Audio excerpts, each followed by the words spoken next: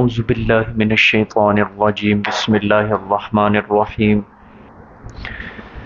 تبارک الذی بیدہ الملک وہو علی کل شیء قدیر الذی خلق الموت والحیاة لیبلوکم ایکم احسن عملا وهو العزیز الغفور الذي خلق 7 سماوات طباقا ما ترى في خلق الرحمن من تفاوت فارجع البصر هل ترى من فطور ثم ارجع البصر كرتين ينقلب إليك البصر خاسئا وهو حسير صدق الله العظيم.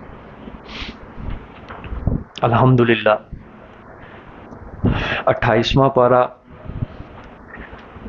اللہ پاک کے فضل اور اس کی رحمت سے پایا تکمیل تک پہنچا. انشاءاللہ العزیز آج سورۃ ملک 29ویں پارے کا آغاز ہوگا. اللہ پاک اس پارے میں جتنی چیزیں، جتنی آیات پڑھیں سمجھیں، جتنے مضامین اللہ پاک کے بیان کردہ، اللہ ان سب کو صحیح سمجھنے کی توفیق عطا فرمائے اور ان سب پر عمل کرنے کی بھی توفیق عطا فرمائے.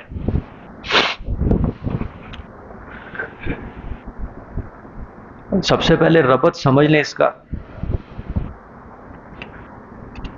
سورۃ الحدید سے لے کر سورۃ التحریم تک مسئلہ توحید کی خاطر جہاد فی سبیل اللہ اور انفاق فی سبیل اللہ کا ذکر بیان کیا گیا کہ مسئلہ توحید کی خاطر جہاد کرو اور اللہ کے راستے میں خرچ کرو. اب سورۃ الملک سے لے کر سورۃ الجن تک ایک مضمون بیان ہوگا. گویا سورۃ حدید سے سورۃ تحریم تک ایک مضمون تھا، مسئلہ توحید کی خاطر جہاد انفاق کرو. اب سورۃ الملک سے لے کر سورۃ الجن تک ایک مضمون بیان ہوگا اور اسی مسئلے کا دوسرا پہلو اللہ پاک ذکر فرمائیں گے. دوسرا پہلو یہی ہوگا کہ برکت دینے والی ذات صرف اللہ کی ہے. اور بھی مضمون آئیں گے لیکن سارے مضمون سورۃ ملک سے لے کر سورۃ جن تک اسی بات کے ارد گرد گھومیں گے کہ برکت والی ذات صرف اور صرف اللہ کی ہے، برکات دہندہ صرف اللہ پاک ہی ہے اور کوئی نہیں ہے.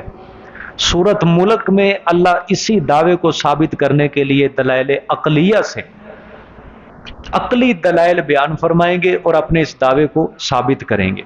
ٹھیک ہو گیا جی؟ اچھا، یہ تھوڑا سا تکلف کرنا ہے میرے ساتھ آپ نے. سورۃ ملک کے اندر کیا ہے جی؟ دلائل عقلیہ. یہ بیان کر کے اللہ پاک اپنا دعویٰ ثابت کریں گے. دعویٰ کیا ہے؟ برکت دینے والی ذات صرف کس کی ہے؟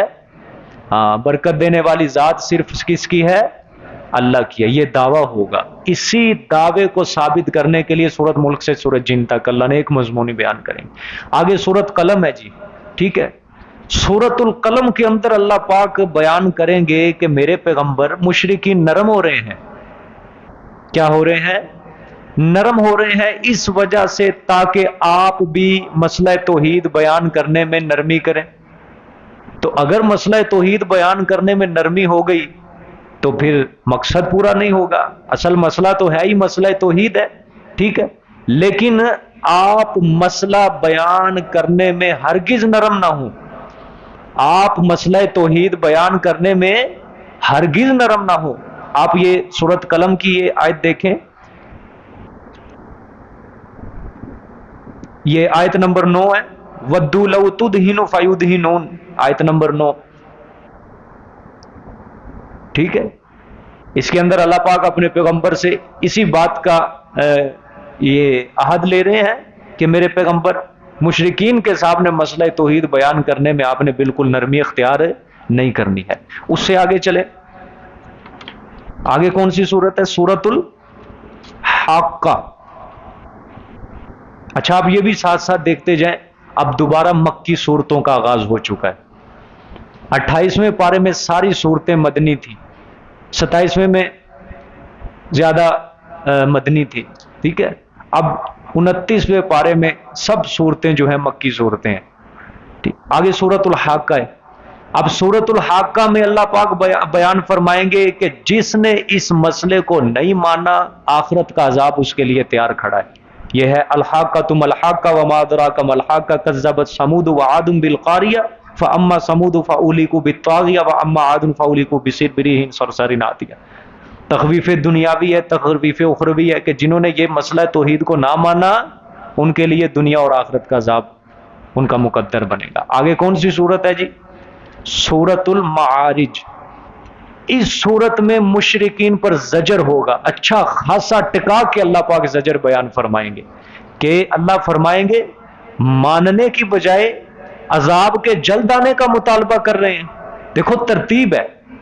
سورۃ حاقہ کے اندر اللہ پاک فرمائیں گے تخویف دنیاوی اور اخروی، عذاب تیار ہے. جب پیغمبر نے ان کو عذاب سے ڈرایا، سورۃ حاقہ کا مضمون سنایا، تو انہوں نے کہا ٹھیک ہے لے آؤ عذاب. اللہ نے پھر سورۃ معارج کے اندر کیا کیا؟ زجر، کہ ظالم ڈرنے کی بجائے ماننے کی بجائے کیا مانگ رہے ہیں؟ فاتنا بما تعدنا ان کنت من الصادقین. ٹھیک ہے لے آؤ جس کا تم وعدہ کرتے ہو، اگر تو سچوں میں سے ہے عذاب لے آؤ. ٹھیک ہے. اچھا آگے کون سی؟ آگے سورۃ النوح ہے. سورۃ نوح ہے، اس کے اندر اللہ پاک دلیل نقلی بیان فرمائیں گے. دلیل نقلی کا پتہ ہے نا، عقلی اور نقلی دلیل کا. ٹھیک ہے. عقلی دلیل کے اندر اللہ پاک جہان کا ذکر کرتے ہیں، پہاڑ، دریا، سورج، چاند، ستارے. ٹھیک ہے. اور نقلی دلیل میں اللہ سابقہ قوموں کے حالات، نبیوں کے حالات ذکر کریں. اس وجہ سے سورۃ نوح اللہ پاک نوح علیہ السلام کا قصہ ذکر کریں گے، نقلی دلیل ہوگی پوری. اچھا جی اس سے آگے سورت کون سی ہے؟ سورۃ الجن ہے. اچھا سورۃ جن میں بھی جنات سے نقلی دلیل بیان کریں گے کہ جنات نے بھی اس مسئلہ توحید کو کیا کیا ہے؟ قبول کیا ہے. انہوں نے بھی ایک اللہ کو اپنا معبود تسلیم کیا ہے. ٹھیک ہے. اس کے یہاں تک جی ایک مضمون ہے. ٹھیک ہے. اس کے آگے سورۃ مزمل، سورۃ مدثر، مرسلات، قیامہ، ان کا مضمون جو ہے وہ الگ ہے. بہرحال اب سب صورتیں مکی ہیں اور ان کا مضمون بھی بدل چکا ہے، الگ مضمون ہوتا ہے. بعض و نصیحت ہوتی ہے اللہ پاک کی، قیامت ہوتی ہے، تخویف ہوتی ہے، واعظ ہوتا ہے، نصیحت ہوتی ہے. ٹھیک ہے. اور توحید کا مسئلہ ہوتا ہے. اس کے اندر احکام نہیں ہوتے، منافقین کا ذکر نہیں ہوتا، یہودیوں کا ذکر نہیں ہوتا. اس میں صرف کون مخاطب ہوتے ہیں؟ مشرکین مکہ مخاطب ہوتے ہیں. ٹھیک ہو گیا. اچھا دیکھیں جی اب سورت کے اندر، اچھا خلاصہ اس کا، اس سورت کے اندر، سورت ملک کے اندر 3 عقلی دلائل ہوں گے. 3 عقلی دلائل اور 8 عقلی دلائل، مطلب 3 عقلی دلائل عامہ اور 8 عقلی دلائل خاصہ ہوں گے. کتنے ہوں گے ٹوٹل دلیل؟ 11 دلیلیں ہوں گی. تخویف ہوگی، تبشیر ہوگی، آخر میں اللہ آپ صلی اللہ علیہ وسلم کو طریقے تبلیغ بیان فرمائیں گے کہ تبلیغ کا کیا طریقہ ہونا چاہیے. ٹھیک ہے. گویا آپ نے ذہن میں رکھنا ہے 8 دلائل عقلیہ ہوں گے، 3 عامہ اور 8 خاصہ. ٹھیک ہے. دیکھیں سورت کے اندر تبارک الذی بیدہ الملک وہو علی کل شیء قدیر. تبارک بڑی برکت والی ذات ہے. ٹھیک. الذی وہ ذات، بیدہ الملک جس کے ہاتھ میں راج ہے تمام جہانوں کا. ٹھیک ہے. بیدہ ہی جس کے ہاتھ میں کیا ہے؟ راج ہے. الملک کا مطلب ہوتا ہے راج، بادشاہت، اختیار کلی. جس کے ہاتھ میں کلی اختیار، حقیقی بادشاہت، حقیقی راج ہے، وہ ذات کیا ہے؟ تبارکہ، بڑی برکت والی ذات ہے. اچھا اب آپ نے غور کرنا ہے جی. اب یہ تبارکہ یہ اس سورت کا دعویٰ ہے. کیا ہے یہ دعویٰ ہے. تبارکہ اللہ فرما رہے ہیں تمہیں ماننا پڑے گا کہ برکت والی ذات کس کی ہے؟ ہاں برکات دہندہ صرف اور صرف کس کی ذات ہے؟ اللہ پاک کی ذات ہے اور کسی کی نہیں ہے. ہر چیز میں برکت عطا کرنے والی ذات صرف اللہ کی ہے. ٹھیک ہے. اچھا دلیل کیا ہے؟ 14ویں سپارے میں اللہ پاک نے فرمایا ہر نعمت اسی کی طرف سے ہے. وما بکم من نعمت فمن اللہ. جو بھی تمہارے پاس کوئی بھی نعمت ہے چھوٹی سے چھوٹی، وہ فمن اللہ، کس کی طرف سے ہے؟ اللہ کی طرف سے ہے. وما بکم من نعمت فمن اللہ، وجود کا ایک باریک سا بال بھی جو ہے وہ کسی مخلوق کا عطا کردہ نہیں، وہ صرف کس کا عطا کردہ ہے؟ اللہ کا عطا کردہ ہے۔ سمجھ آ گئی جی؟ ہاں اب دیکھو مضمون بدل گیا ہے، ٹھیک ہے؟ جو بھی چھوٹی بڑی نعمت ہے وہ صرف اللہ پاک کی طرف سے۔ یہی دعویٰ اللہ پاک سورۃ نحل کے اندر بھی فرماتے وَإِن تَعُدُّوا نِعْمَةَ اللَّهِ لَا تُحْصُوهَا، اگر تم اللہ کی نعمتوں کو شمار بھی کرنا چاہو، گنتی میں بھی لانا چاہو تو لا تحصوها، کبھی بھی اس کی گنتی نہیں کر سکتے، کبھی بھی اس کا شمار نہیں کر سکتے، لا تحصوها۔ سورۃ فرقان کو جب اللہ نے شروع کیا، اللہ پاک نے فرمایا تبارک الذی نزل الفرقان علی عبدہ، بڑی برکت والی ذات ہے وہ جس نے اتارا فرقان کو اپنے بندے کے اوپر، یعنی رسول اللہ صلی اللہ علیہ وسلم کے اوپر، قرآن پاک کے جیسی کتاب کو اتارا ہے، ٹھیک ہے؟ تو گویا تبارک اس سورت کا کیا ہے جی؟ بولو سارے، دعویٰ ہے، مل کے بولنا ہے۔ اب توحید کا مضمون ہے، اب آپ نے وہ سابقہ جو ہماری رسم ہے اس کے اندر بالکل کمزوری نہیں دکھانی ہے۔ اللہ کا جب بھی ذکر ہو، اللہ کا نام ہو، بلا جھجک بے ساختہ ہر کسی کی زبان سے نکلنا ضروری ہے، خاموش نہیں بیٹھنا۔ فرشتے ہر کسی کی زبان سے نکلا ہوا جملہ لکھتے ہیں، وہ سمجھ آئی؟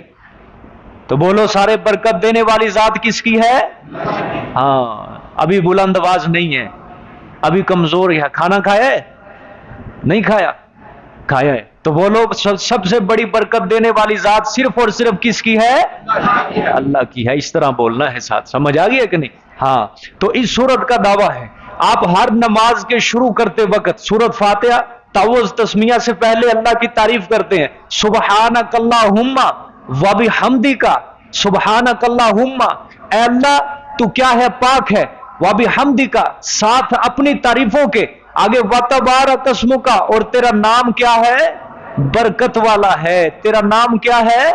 برکت والا ہے۔ سمجھ آئی؟ ایک بار رسول اللہ صلی اللہ علیہ وآلہ وسلم اپنے صحابہ کے ساتھ کسی غزوے میں گئے تو پانی ختم ہو گیا۔ پانی کیا ہو گیا؟ ختم ہو گیا، سب کے سب برتن ختم ہو گئے، وضو کے لیے پانی کے لیے استعمال کا کوئی چیز، کوئی سہارا نہیں تھا۔ تو آپ صلی اللہ علیہ وآلہ وسلم نے فرمایا قافلے کے پاس جس کسی کے پاس تھوڑا بہت پانی بچا ہوا ہے اس کو لے کر آؤ۔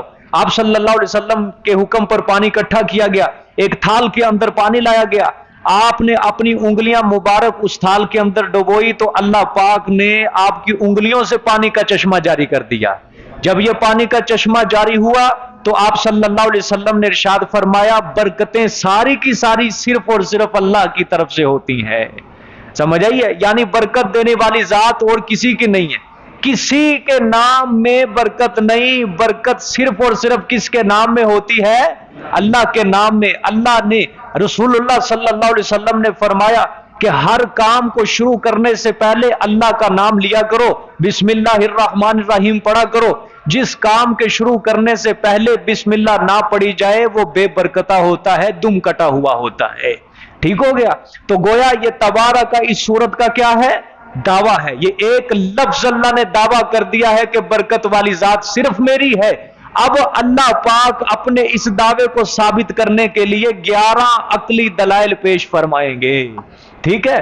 دیکھو مالک لم یزل کی ذات ہے، وہ جہانوں کا مالک ہے، کائنات کا مالک ہے، ہر چیز اسی کے اختیار میں ہے، ہر چیز اسی کے قبضے میں ہے، لیکن اس نے اپنا دعویٰ منوانے کے لیے کسی ڈنڈے کا استعمال نہیں کیا، کسی جبر زور زبردستی کو بالکل استعمال نہیں کیا کہ اگر تم نہیں مانو گے تو ابھی میں تمہیں مار دوں گا، ابھی میں تمہیں ہلاک کر دوں گا، نہیں، بلکہ اللہ پاک نے دعویٰ کر کے اللہ پاک نے بڑے احسن انداز سے اور خوبصورت انداز سے اللہ نے دلائل عقلیہ، انسان کی عقل جس کو قبول کرے، اللہ پاک نے ایسے دلائل کے انبار لگا دیے کہ جس کو انسان کی عقل بھی مانتی ہے کہ ہاں یہ چیزیں کسی اور کے اختیار میں نہیں ہو سکتی، یہ انسانی قدرت سے ماوراء ہیں، انسانی قدرت سے باہر ہیں، یہ کام صرف اور صرف اللہ کی ذات کر سکتی ہے۔ اللہ پاک نے ایسی چیزوں کو گنوا کر اپنے اس دعوے کو ثابت کیا ہے۔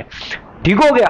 اب دیکھیں آگے، الذی بیدہ الملک، وہ ذات پاک جس کے ہاتھ میں تمام جہانوں کی بادشاہی ہے۔ اب یہ ہے جی پہلی عقلی دلیل عامہ۔ کیا ہے جی؟ پہلی عقلی دلیل عامہ، عام ہے، مطلب کیا ہے؟ سارے جہانوں کا کلی اختیار صرف اور صرف کس کے پاس ہے؟ اللہ کے پاس ہے. جہانوں کا اختیار صرف کس کے پاس ہے؟ بولو اونچی آواز سے, کس کے پاس ہے؟ اور بلند آواز سے بولو, کس کے پاس ہے؟ کسی نبی کے پاس, کسی ولی کے پاس, کسی جن کے پاس, کسی فرشتے کے پاس کوئی اختیار نہیں. چھوٹا بڑا کسی قسم کا اختیار نہیں. ہر قسم کے اختیار کس کے پاس ہے؟ اللہ کے پاس ہے. الذی بیدہ الملک, اللہ نے فرمایا جب سارے جہانوں کا اختیار میرے پاس ہے, سارے جہانوں کی بادشاہت جب میرے پاس ہے, تو برکت دینے والی ذات بھی صرف کس کی ہوگی؟ اللہ کی ہوگی. پہلی دلیل ہے یہ. ٹھیک ہے, پہلی دلیل دے کر اللہ نے موقف ثابت کیا. آگے دوسری دلیل, وَهُوَ عَلَى كُلِّ شَيْءٍ قَدِيرٌ, اور وہ اوپر ہر چیز کے قدرت رکھنے والا ہے. یہ دوسری دلیل عامہ ہے. یعنی ہر چیز کے اوپر قادر مطلق ذات صرف اور صرف کس کی ہے؟ قدرت رکھنے والی ذات صرف کس کی ہے؟ اور کوئی نہیں ہے. اللہ نے فرمایا جب ہر چیز کے اوپر قدرت رکھنے والی ذات صرف اور صرف میری ہے, تو برکت دینے والی ذات بھی صرف اور صرف کس کی ہوگی؟ اللہ کی ہوگی. دو دلیلیں ہوں گی جی. ٹھیک ہے. اچھا, اب یہاں سے ایک چیز سمجھنی ہے. اللہ فرما رہے ہیں برکت والا نام بھی میرا, برکت والی ذات بھی میری, بادشاہی میری, قدرت والا میں. آج جو لوگ کہتے ہیں کہ ہمارے پیر کے نام میں بڑی برکت ہے, فلاں پیر کے نام میں بڑی برکت ہے, فلاں پیر صاحب کا نام لکھ لو جی, تعویذ کے اوپر لکھ کے گلے میں لٹکا لو تو کبھی جن نہیں چمڑ سکتے, کبھی بھوت نہیں چمڑ سکتا, کبھی مشکل نہیں آ سکتی, کبھی مصیبت نہیں آ سکتی. یہ اللہ کی صفت تبارک. اس میں کیا ہو رہا ہے؟ یہ بولو سارے, اللہ کی صفت برکت کے اندر یہ کیا ہو رہا ہے؟ شرک ہو رہا ہے. اور برکت والی ذات اللہ نے فرمایا صرف میری ہے, کسی اور کے نام میں, کسی اور کی ذات میں نے برکت نہیں رکھی ہے. ساری برکتیں ہوتی ہی میری طرف سے ہیں. ٹھیک ہو گیا. میں ایک جگہ پڑھ رہا تھا, کہتے ہیں جی اصحاب کہف جو تھے, ان کے نام لکھ کر, جس گھر میں مصیبت آئے, پریشانی آئے, ان کے نام لکھ کر گھر کے دروازے کی دہلیز پہ لٹکا دو تو گھر میں کوئی جن بھوت ایسی ویسی چیز کوئی نہیں داخل ہو سکتی, کسی قسم کی مصیبت نہیں داخل ہو سکتی. اللہ فرما رہے برکت والی ذات میری ہے. دن میں 5 وقت کی نمازوں میں تم اقرار کرتے ہو تبارک, قسموں کا برکت والا نام اللہ تیرا ہے, کسی اور کے نام میں برکت نہیں ہے, برکت صرف تیری طرف سے آتی ہے. تو پھر یہ جملے نماز کے باہر تم کیوں اللہ سے ہاتھ توڑتے ہو؟ مدد کس سے طلب کرنی چاہیے؟ بولو سارے. ہر چھوٹی بڑی مدد کرنے والی ذات صرف کس کی ہے؟ ما فوق الاسباب مدد کرنے والا کون ہے؟ آپ نماز کے اندر سورۃ فاتحہ میں وعدہ کرتے ہیں اللہ سے, ایاک نعبد و ایاک نستعین, اے اللہ ہم تیری ہی عبادت کرتے ہیں, و ایاک نستعین, اور تجھ ہی سے مدد طلب کرتے ہیں, اور تجھ ہی سے مدد طلب کرتے ہیں. تو یہاں پہ نماز کے اندر 5 وقت کی نماز میں اللہ سے وعدہ کرتے ہو, لیکن جب نماز ختم کر کے تم مسجد سے باہر نکلتے ہو پھر تمہاری یا علی مدد, یا رسول اللہ مدد, فلاں پیر مدد, یا دستگیر, یہ کیوں شرکیہ جملے شروع ہو جاتے ہیں؟ پھر گویا کیا سمجھ رہے ہیں کہ برکت دے رہے ہیں پیر صاحب. ہمارے پیر کیا ہے؟ بڑی برکتوں والے ہیں.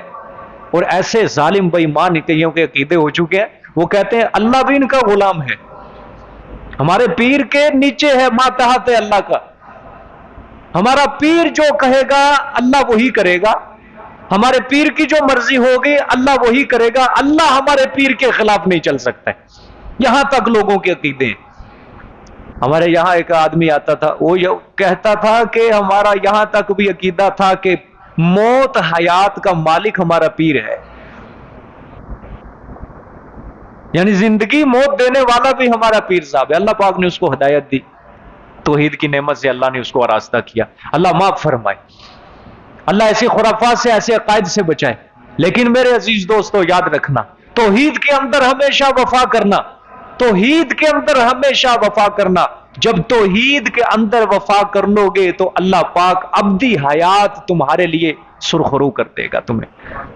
سرخرو کر دے گا. اگر اس کے اندر تم نے بے وفائی کی توحید میں، چاہے وہ رعایا ہو چاہے حکمران ہو، اللہ پاک ذلیل و رسوا کر دے گا.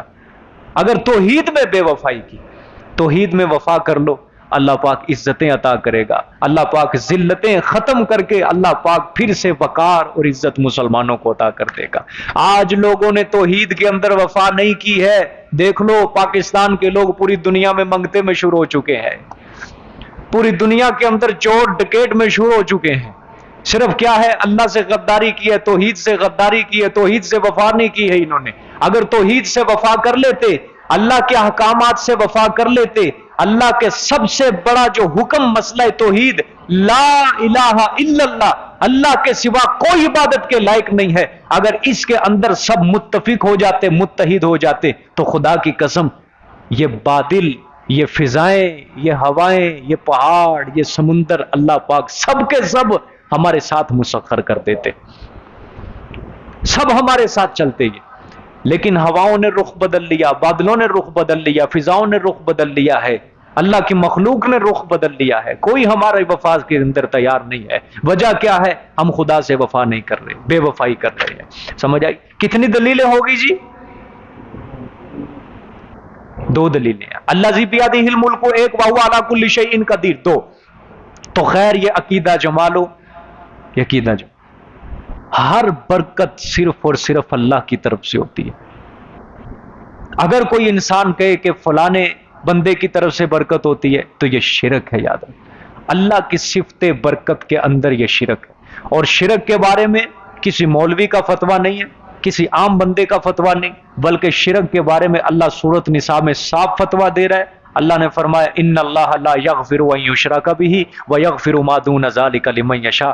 ہر کسی کو بخش دوں گا، ہر کسی کو بخش دوں گا. شراب خور کو بخش دوں گا، زنا کر زانی کو بخش دوں گا، زانیہ کو بخش دوں گا اگر میری رحمت جوش مارے. ٹھیک ہے، ڈاکو کو بخش دوں گا، چور کو بخش دوں گا، اگرچہ بشرط یہ کہ دل کے اندر ایمان ہو. بخش دوں گا جتنے سے جتنا مرضی بڑا گناہگار ہو. لیکن مشرک اگر کسی کے اعمال نامے میں رائی کے دانے کے برابر بھی شرک نکلا، میں نے اس کو نہیں بخشنا. یہ اللہ فرماتے ہیں میری غیرت کا مسئلہ ہے، یہ غیرت کا مسئلہ ہے. گھر کے اندر خاوند جائے، روزمرہ زندگی میں بیوی سے جتنی مرضی غلطیاں ہوتی رہیں انسان معاف کر دیتا ہے. لیکن اگر انسان اپنی بیوی کے ساتھ کسی غیر مرد کو بیٹھا ہوا دیکھے تو بتاؤ غیرت مند شوہر برداشت کر لے گا؟ کبھی نہیں کرے گا. اس کی یہ غلطی کبھی بھی نہیں معاف کرے گا. وہ کیوں کہے گا؟ وہ کہے گا تو صرف اور صرف میرے بستر کی زینت ہے، تو صرف اور صرف میرے نکاح کے اندر ہے، تیرا حق صرف اور صرف میرے ساتھ ہی بنتا ہے. تو اللہ بھی اپنے بندے کی زبان سے یہی سننا چاہتے ہیں کہ اے بندے تو مشکل کشا اور حاجت روا صرف اور صرف کس کو سمجھ؟ اللہ کو سمجھ. تو اولاد دینے والا صرف اور صرف کس کو سمجھ؟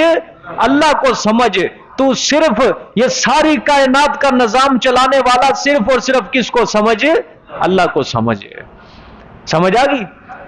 ایک مولوی صاحب ہے آج کل سوشل میڈیا پہ بڑا بول رہا ہے، وہ نام نہیں لیتا، بڑا ہی بول رہا ہے وہ، اور جب وہ بولتا ہے بولتے ہی چلا جاتا ہے. دلیل نہیں ہوتی اس کے پاس، صرف گالی ہوتی ہے، اپنی زبان گالی نکالتا ہے. وہ ممبر کے اوپر بیٹھ کے گالیاں دے رہا ہے، جو بھی دلیل نہیں ہے، صرف اس کے پاس ایک زبان کی تیز تراری ہے اور بولنا ہے بس. اور آگے اس کی گالی کے اوپر بھی عوام سبحان اللہ کہہ رہی ہوتی ہے. یہ ایسی جاہل عوام ہے ہماری. ماں کی گالی دے رہا ہے، باپ کی گالی دے رہا ہے، اور جب وہ گالی نکالتا ہے آگے سے عوام کہتی ہے حق سبحان اللہ. ایسی عوام ہے. وہ بے ایمان بیان کرتا ہے. اس سے سوال کیا کسی نے کیا پیر مدد کر سکتا ہے مرنے کے بعد؟ وہ کہتا ہے ہمارے جی فلاں اعلیٰ حضرت صاحب ایسے ایسے فلاں فلاں، اس نے لکھا جی ہمارا عقیدہ ہے کہ پیر جو ہوتا ہے زندگی میں مدد کم کرتا ہے، جب مر جاتا ہے تو مدد اور زیادہ کر دیتا ہے. یعنی زندگی میں اتنی مدد کرنے پر قادر نہیں جتنا مرنے کے بعد مدد کرنے پر قادر ہے. اس کی مدد کرنا اور زیادہ بڑھ جاتی ہے. اور لوگ آگے سبحان اللہ کہہ رہے ہیں. یقین کرو ایک ذرہ برابر اس نے دلیل نہیں دی ہے. ایک رائی کے دانے کے برابر اس کے پاس نہ قرآن کی دلیل ہے نہ حدیث کی دلیل ہے اس کے پاس، صرف بزرگوں کے قصے کہانیاں۔ اور ہمارے لیے جو آئیڈیل ہے ہمارے دین کے اندر جس سے ہم دلیل پکڑیں وہ کیا ہے؟ قرآن ہے، حدیث ہے، ہمیں اس سے باہر جانے کی کیا ضرورت ہے؟ جب حضور نے حجۃ الوداع کے خطبے میں فرما دیا ترکت فیکم ثقلین، تمہارے اندر دو چیزیں چھوڑ کر جا رہا ہوں، قرآن ہے اور ایک میں اپنا فرمان ہے، ان دونوں کو مضبوطی سے تھامے رکھنا، تمہیں کوئی دنیا کی طاقت گمراہ نہیں کر سکتی۔ تو ایک بھی قرآن کی دلیل نہیں دی، ایک بھی حدیث نہیں اس نے دلیل کے اندر پیش کی، صرف بزرگوں کے قصے کہانیاں، فلاں بزرگ کہتے تھے، فلاں بزرگ فلاں کے خلیفہ مجاز تھے، فلاں کے پاس فلاں کی گدی تھی وہ فرماتے تھے، اس طرح یہ باتیں۔ سورۃ اعراف کے اندر اللہ کیا فرماتے ہیں؟ میرے سوا جن کو تم پکار رہے ہو نا وہ تم ہی جیسے بندے ہیں، تمہاری مثل بندے ہیں۔ کوئی بتائے اس مولوی صاحب کو؟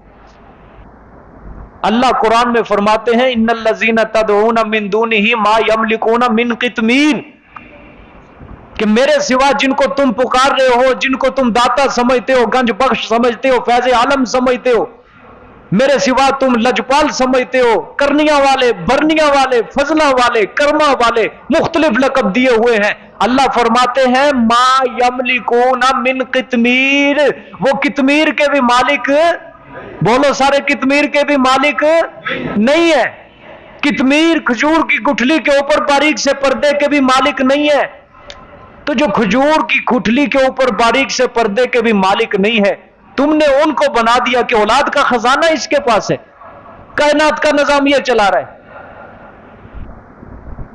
کہتے ہیں اللہ نے ساری کائنات کا اختیار جو ہے نظام رسول اللہ صلی اللہ علیہ وسلم کو دے دیا، اور رسول نے آگے شیخ عبد القادر جیلانی رحمۃ اللہ علیہ کو دے دی، اور شیخ عبد القادر جیلانی کا قول پھر ذکر کرتے ہیں، حاشیہ چڑھاتے ہیں کہ شیخ عبد القادر جیلانی رحمۃ اللہ علیہ فرمایا کرتے تھے کہ میں پوری کائنات کو اس وقت اس طرح دیکھ رہا ہوں جس طرح اپنے ہاتھ پہ ہتھیلی۔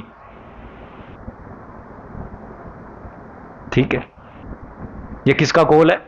شیخ عبد القادر جی، جھوٹی منسوب کر، ہم نہیں مانتے، نہیں مانیں گے، تمہارے پاس کیا دلیل ہے کہ تم ہمارے اوپر کفر کا فتویٰ لگاؤ کہ تم نے پیر کی بات کا انکار کیا؟ تم کون کہا؟ کوئی قرآن سنا رہے ہو ہمیں کہ جس کے انکار کے اوپر تم ہمیں کافر بدعتی گمراہ بھی نہیں کہہ سکتے؟ ہمیں یہ ڈگری، یہ اتھارٹی صرف اور صرف قرآن کو حاصل ہے کہ قرآن کے ایک لفظ کا منکر وہ کافر ہوتا ہے،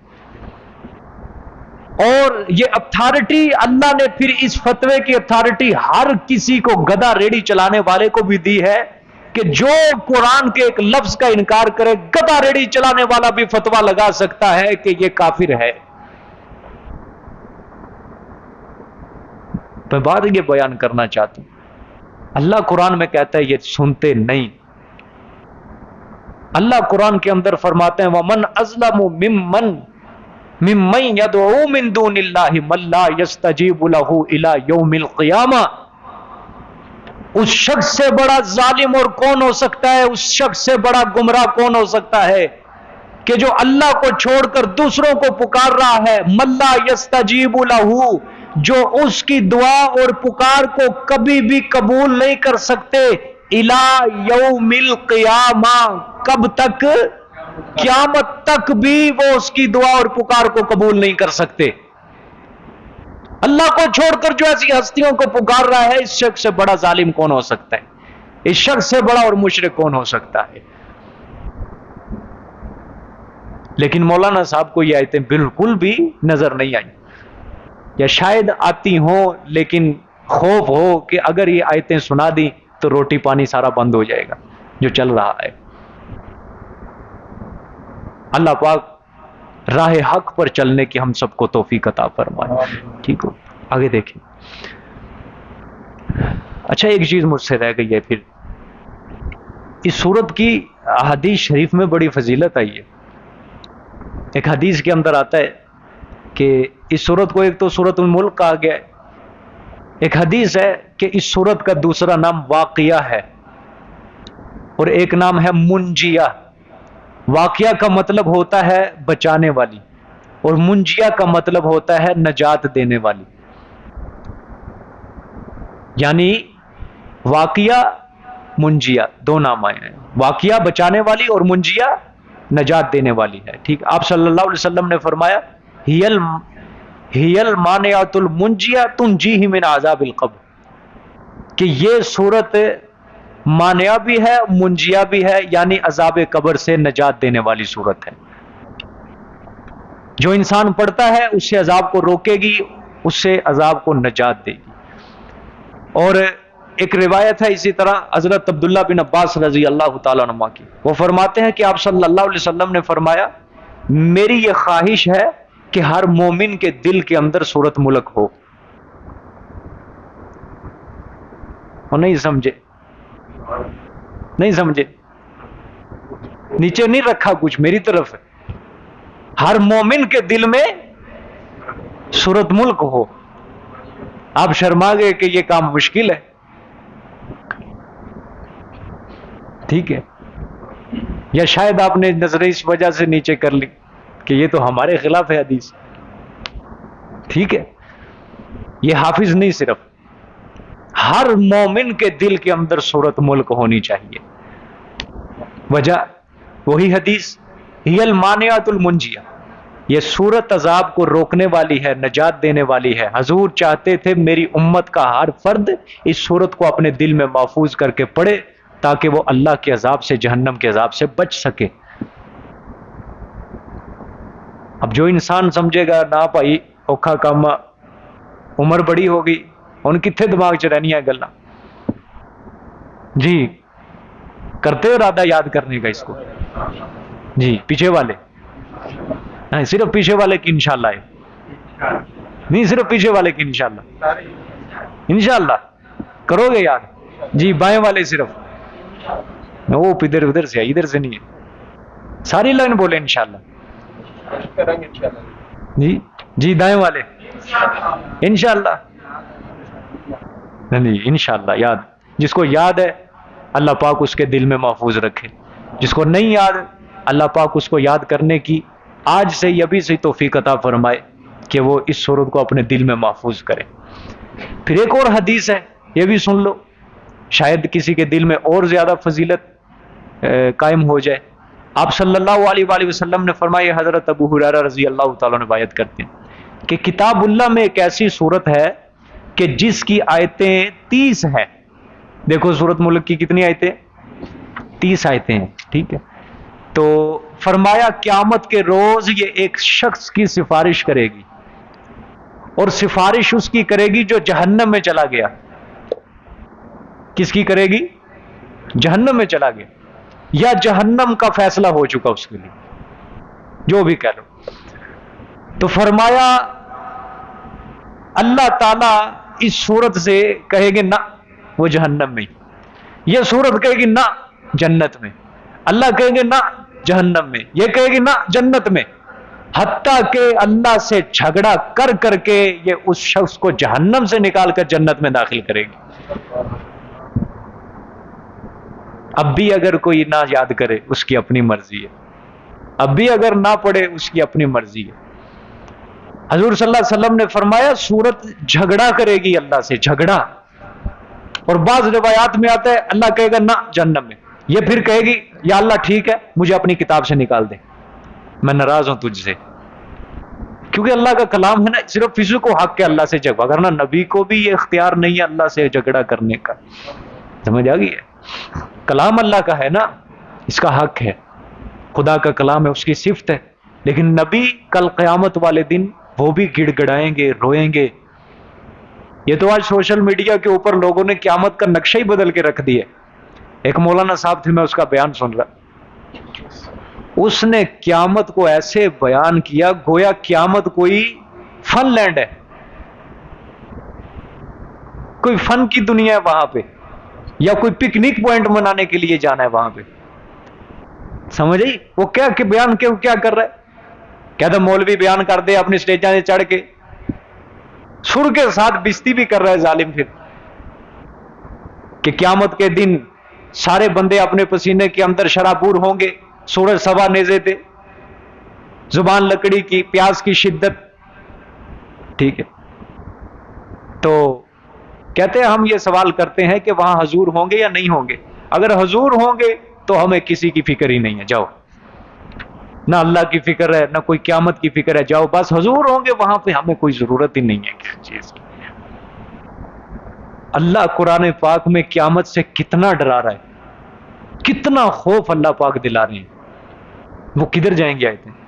ہم اس لیے کہتے ہیں یہ ممبروں محراب پہ، یہ سٹیجوں کے اوپر یہ جاہل ملاؤں کو بٹھایا ہوا ہے۔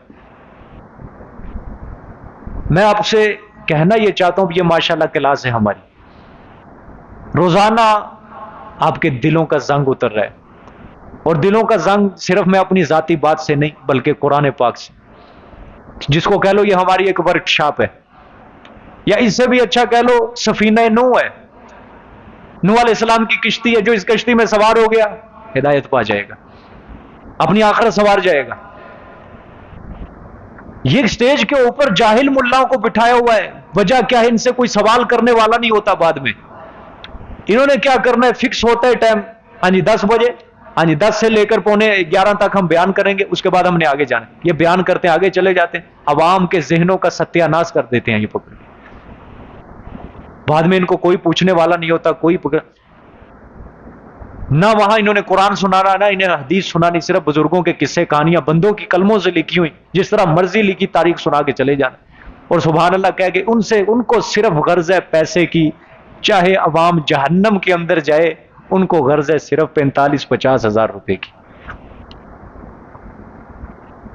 اللہ پاک ممبروں محراب پہ جاہلوں سے اللہ پاک ان چیزوں کو محفوظ فرمائے۔ جب کسی قوم کا عقیدہ خراب ہو جاتا ہے، اس کے بعد ہر چیز، معاشرہ لے لو، حکومت لے لو، سیاست لے لو، ساری چیزیں بگڑ جاتی ہیں۔ اسی ممبر کے اوپر ہر چیز کھڑی ہوئی ہے۔ جس دن اس کے اوپر چڑھ کے خرافات بیان ہونے لگ گئی، اللہ کے دین سے غداری بیان ہونے لگ گئی، سمجھو ساری زمین کا بیڑا غرق ہو جائے گا، ہمارے پاس کچھ نہیں بچے گا۔ عوام کو ضرورت ہے قرآن پاک کی اور رسول صلی اللہ علیہ وسلم کے فرامین کی، اس سے وابستہ کرو، وہ سکھاؤ ان کو۔ قرآن پاک کو کیا اتھارٹی حاصل ہے، کیا سند حاصل ہے؟ ذالک الکتاب لا ریب فیہ۔ سوشل میڈیا کے اوپر آپ ذرا سنو مولویوں کو، ان کی زبان سے کبھی بھی ذالک الکتاب لا ریب فیہ کی کتاب کوئی آیت سنی ہو آپ نے؟ نہیں سنیں گے۔ کوئی قرآن کی آیت بیان کر کے یہ عوام کو سمجھا رہے ہوں، نہیں سنائے، بلکہ خواہشات کے مطابق دین دیا ہوا ہے ان کو، خواہشات کے مطابق، کہ جو عوام چاہتی ہے بس میٹھا میٹھا چاہتی ہے، کڑوے کے اوپر، قربانی کے اوپر ہمیں عمل نہ کرنا پڑے، بس میٹھا میٹھا، ایک بار سبحان اللہ کہو اور جنت مل جاتی ہے، الحمدللہ کہو جنت کا اور اونچا مرتبہ مل جاتا ہے، اللہ اکبر کہو اس سے بھی اعلیٰ مرتبہ مل جاتا ہے۔ بس یہ چیز رسول اللہ صلی اللہ علیہ وسلم نے اتنا دین تو نہیں سکھایا، میں کوئی انکار نہیں کر رہا، فضیلت بہت ہے، انکار نہیں کر رہا، لیکن رسول نے اپنے لوگوں کو یہی دین سکھایا۔ اخلاقیات کدھر گئی ہیں، معاملات کدھر گئے ہیں؟ آج تک آپ نے سنا ہو سٹیج کے اوپر مولوی صاحب سود کے خلاف بولا ہو؟ سنتے جانا سوشل میڈیا کے اوپر جتنے بھی مولوی ہیں، سود کے خلاف بولا ہو، رشوت کے خلاف بولا ہو، حرام کمائی جو کما رہے ہیں ان کے خلاف بولا ہو؟ نہیں بولیں گے۔ جتنی بھی ہمارے معاشرے میں خرافات ہو رہی ہیں ان کے خلاف بولا ہو، وہ صرف بیان یہ کرتے ہیں رسول اللہ صلی اللہ علیہ وآلہ وسلم، حضور آقا مدنی، ہمارے آقا عظمت والے، یہ وہ، آپ صلی اللہ علیہ وسلم کی عظمت بیان کر کے آخر میں حاشیہ چڑھا دیتے ہیں، اے جڑی سرکار پاک دے نام تے محفل رکھی گئی، اج سارے ہی تجھے بخشے ہوئے ہو، جاؤ سب کی مغفرت ہو گئی ہے، جاؤ جڑا لنگر کھائے گا وہ بھی مغفرت ہوگی، سب کی مغفرت ہو گئی۔ عوام کو یہی چاہیے، بلے بلے سارا سال حرام زدگی کرو، حرام خوری کرو، جو مرضی کرو، ایک محفل میں آؤ، چل مغفرت ہوگی۔ اس سے اچھا دین کون سا ہوگا؟ اس سے اچھا دین کون سا ہوگا؟ ان کو یہی چاہیے بس۔ اللہ پاک ہم سب کی حفاظت فرمائے، صحیح دین سمجھنے کی توفیق عطا فرمائے۔ تو سمجھ آ گئی جی؟ سورۃ ملک کی فضیلت بیٹھ گئی، یاد کرنا اس کو سب زبانی۔ آگے دیکھیں جی، الذی خلق الموت والحیات لیبلوکم ایکم احسن عملا وہو العزیز الغفور۔ الذی، اب یہ تیسری عقلی دلیل عامہ ہے جی، دو کی تیسری عقلی دلیل ہے۔ الذی خلق الموت، وہی وہ ذات پاک ہے جس نے پیدا کیا الموت، موت کو، والحیات، اور زندگی کو، لیبلوکم، کیوں؟ تاکہ وہ آزمائے تمہیں، ایکم، کون تم میں احسن، زیادہ اچھے، عملاً، عمل کرتا ہے، کون اچھا ہے تم میں عملاً، ازرو عمل کے۔ ٹھیک ہے، اچھا یہ بھی چیز غور سے سمجھنی۔ اللہ فرما رہے ہیں زندگی موت کا مالک صرف کون ہے؟ بلند آواز سے بولو، زندگی موت کا مالک صرف کون ہے؟ زندگی دینے والا کون ہے؟ سانسوں کا مالک کون ہے؟ ان سانسوں کو چھیننے والا بھی صرف کون ہے؟ ہاں، اللہ فرما رہے ہیں زندگی موت دینے والی ذات میری ہے۔ کیوں میں نے زندگی موت کو پیدا کیا؟ لیبلوکم ایکم احسن عملا، تاکہ میں تمہیں آزماؤں تم میں کون اچھے اچھے عمل کر رہا ہے۔ صرف یہی نہیں کہ صبح جاؤ شام کو آؤ اور گھر واپس آ جاؤ، نہ نماز سے، نہ قرآن سے، نہ ذکر سے کوئی تعلق نہیں، غفلتوں میں زندگی گزار دو۔ جس طرح آج لوگ اللہ رسول سے غافل ہو چکے ہیں، کچھ پتہ نہیں ہے زندگی جینے کا مقصد کیا ہے، کچھ پتہ نہیں ہے رسول اللہ صلی اللہ علیہ وسلم کی تعلیمات کیا ہیں، کچھ پتہ نہیں ہے صحابہ کرام کس کے نقش قدم پہ چل کے گئے اور ہمیں کیا راستہ دے کے گئے ہیں وہ اپنی قربانیوں کے ذریعے، نہیں پتہ ہے، سب غافل ہیں، سب کہتے ہیں دنیا ہی اصل جنت ہے اور دنیا ہی اصل دوزخ ہے، یہاں جو زندگی اپنے پیسے کے ذریعے کما گیا وہی ہے مقدر کا سکندر، وہی ہے بادشاہ، بس یہی سب کچھ ہے۔ یہ سمجھتے ہیں یہاں پہ موت نہیں ہے، اللہ کہتے ہیں زندگی اگر دے سکتا ہوں موت کا بھی مالک میں ہوں۔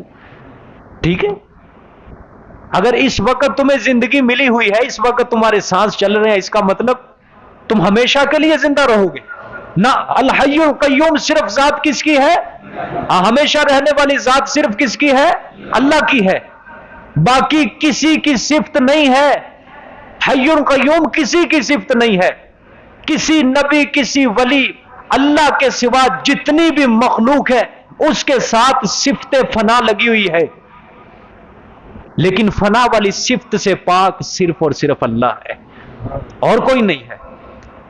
اللہ فرما رہے زندگی میں نے دی ہے، موت بھی اس کا مالک بھی میں ہوں۔ ٹھیک ہو گیا؟ تو جب زندگی عطا کرنے والا بھی میں ہوں، موت عطا کرنے والا بھی میں ہوں، ان دونوں کا مالک میں ہوں، تو برکت والی ذات بھی صرف کس کی ہوگی؟ برکتیں بھی کس سے مانگا کرو، مشکلیں بھی کس سے حل کروایا کرو، حاجتیں بھی کس سے مانگا کرو، ضرورتیں بھی کس سے پوری کروایا کرو، اللہ سے کروایا کرو۔ ٹھیک ہے؟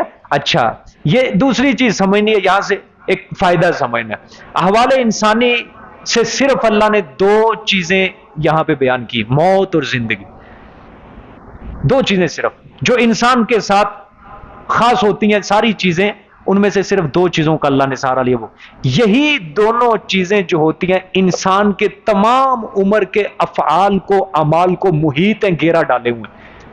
دیکھو جس دن ماں کے پیٹ سے جنم لیا وہ کیا ملی ہمیں؟ حیات ملی۔ جس دن دنیا سے جائیں گے یہ کیا ہے؟ موت۔ ابتدا اور انتہا انسان کی اللہ نے رکھ دی، اب اس کے اندر ساری زندگی کے تمام افعال، اعمال، گناہ، نیکی، سب کچھ اس کے اندر ہے۔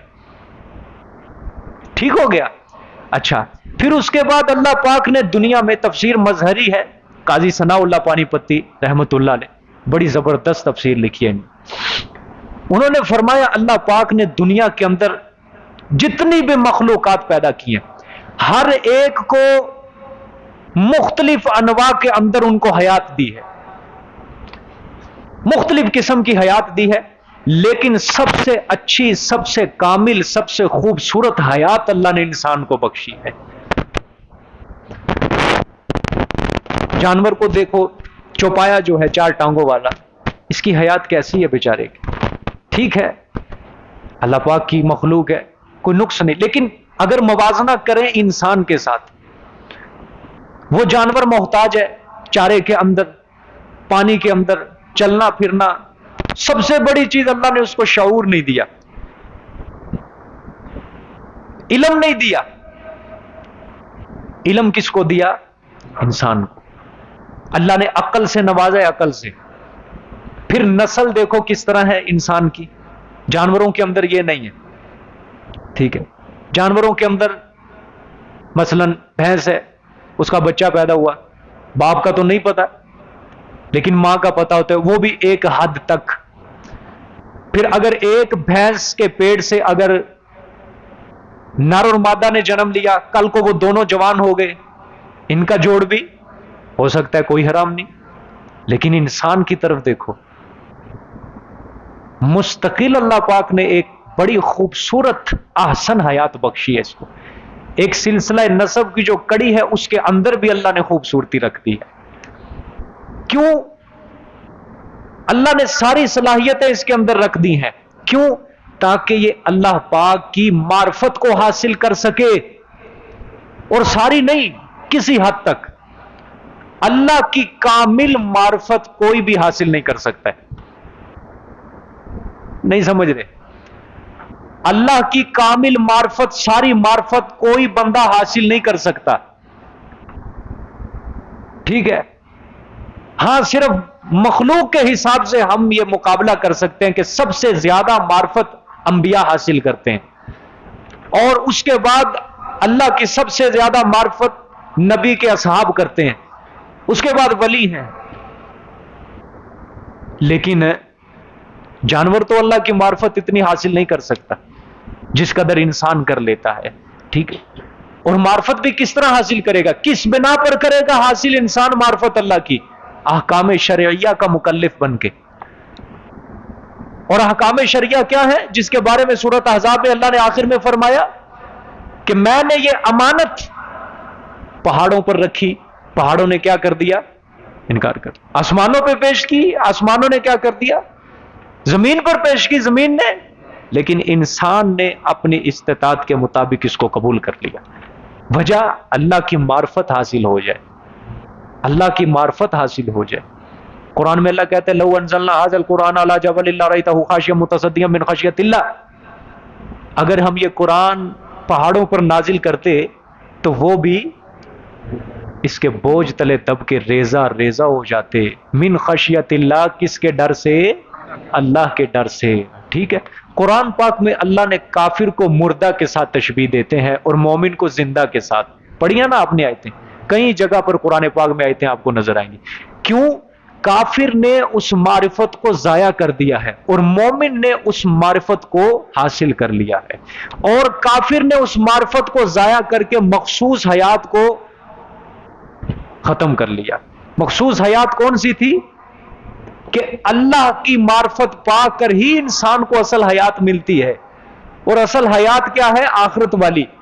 اور جس نے اللہ کی معرفت کو ضائع کر دیا اس نے ابدی حیات ختم کر لی، ضائع کر لی۔ وہی بات فنا فی اللہ کی تہ میں بقا کا راز مضمر ہے۔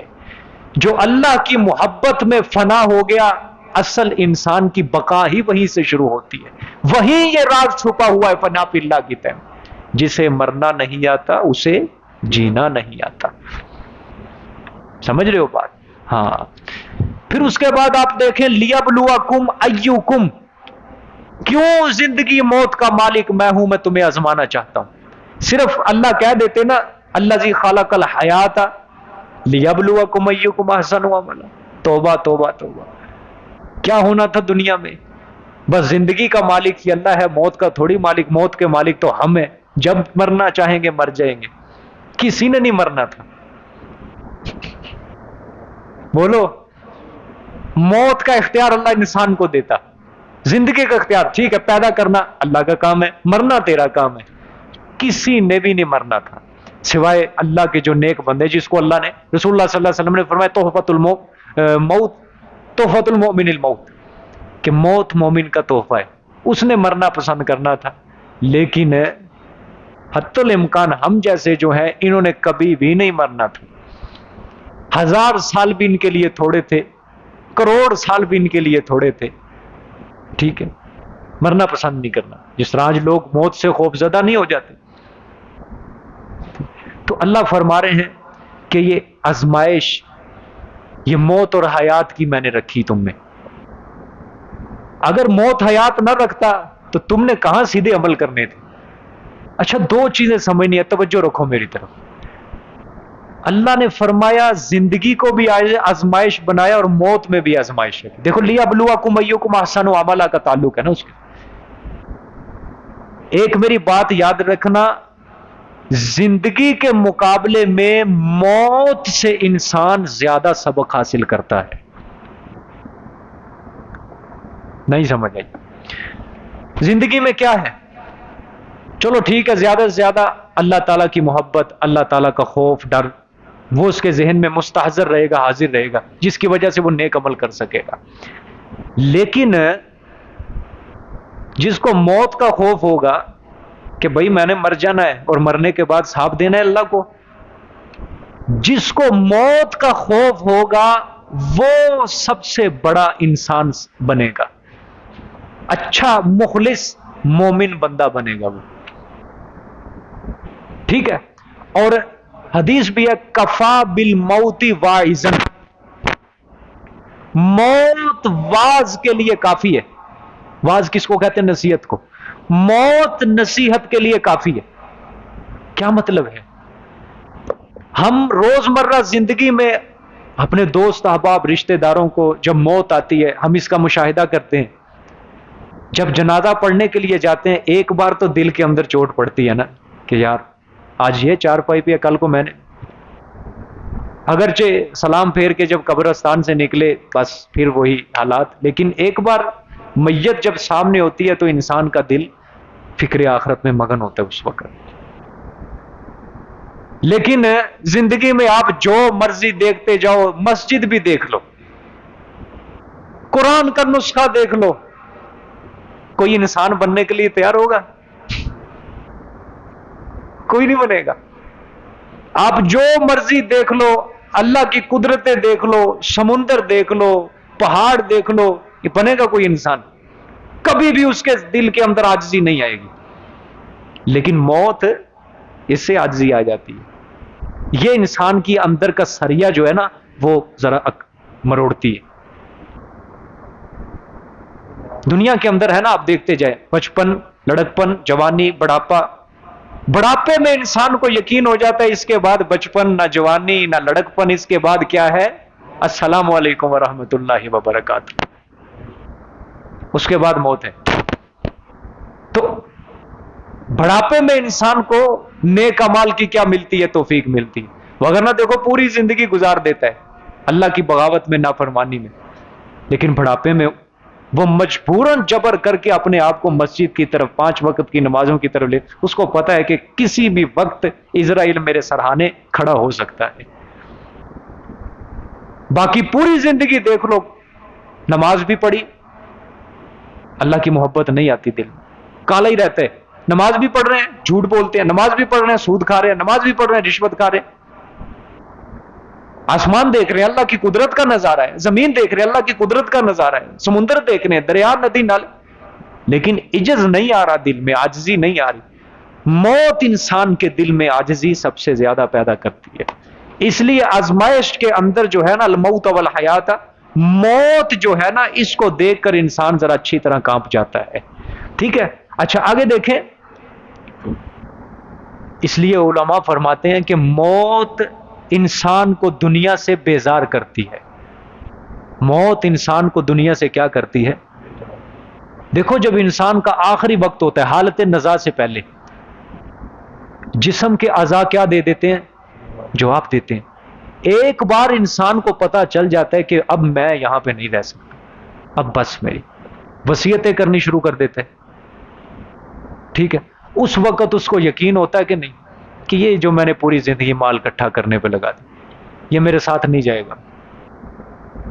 یہ میں نے اولاد کو سنوارنے پہ لگا دی، یہ تو میرے ساتھ نہیں جائے گی. ایک بار اس کو یقین ہو. موت انسان کو دنیا سے بیزار کرتی ہے اور آخرت کی طرف رغبت دلانے والی چیز یہ ہے.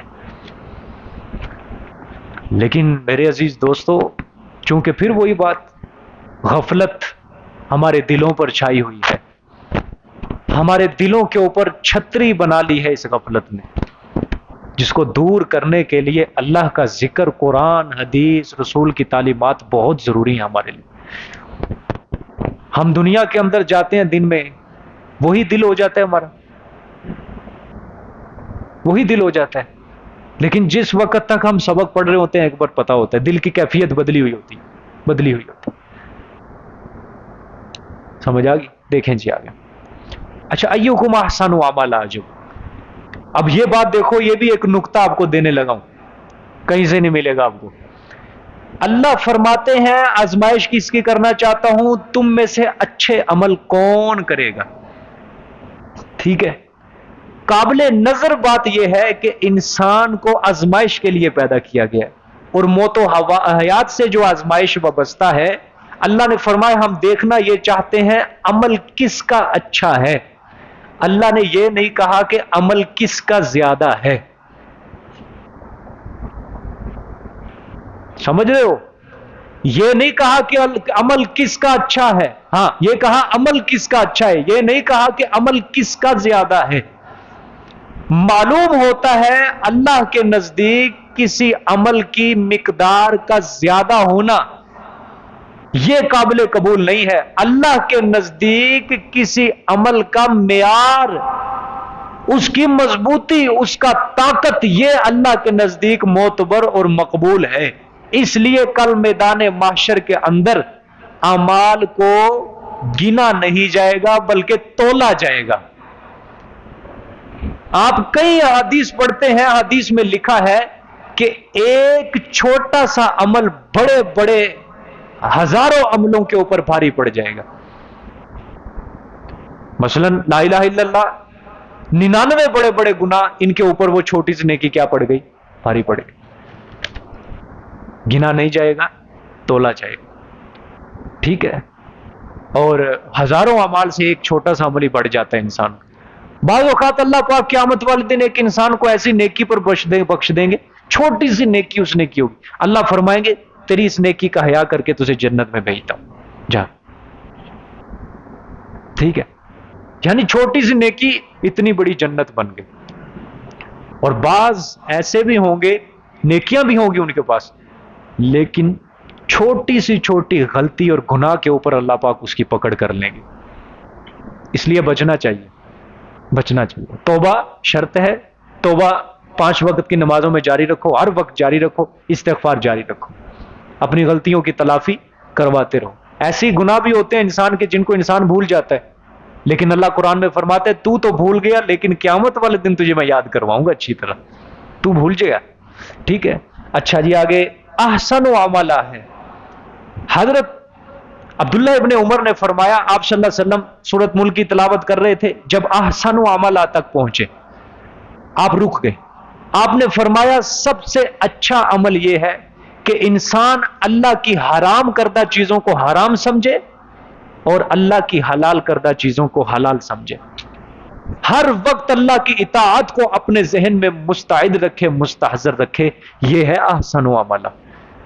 ظاہری بات ہے حلال حرام کی جس کو پہچان ہو گئی تو سمجھ لو زندگی کا مقصد حاصل ہو گیا۔ جس کو پتا چل گیا مجھے اللہ نے یہاں جانے سے منع کر دیا، اور جس کو پتا چل گیا یہاں اللہ نے مجھے اپنے حکم کا حکم فرما بردار ہونے کا حکم دیا، بس زندگی کا مقصد ہی یہی ہے۔ ٹھیک ہے، وَهُوَ الْعَزِيزُ الْغَفُورُ، اور وہ زبردست ہے، بخشنے والا ہے۔ 2 صفتیں ہیں جی، ایک ہے زبردست، ایک ہے بخشنے والا۔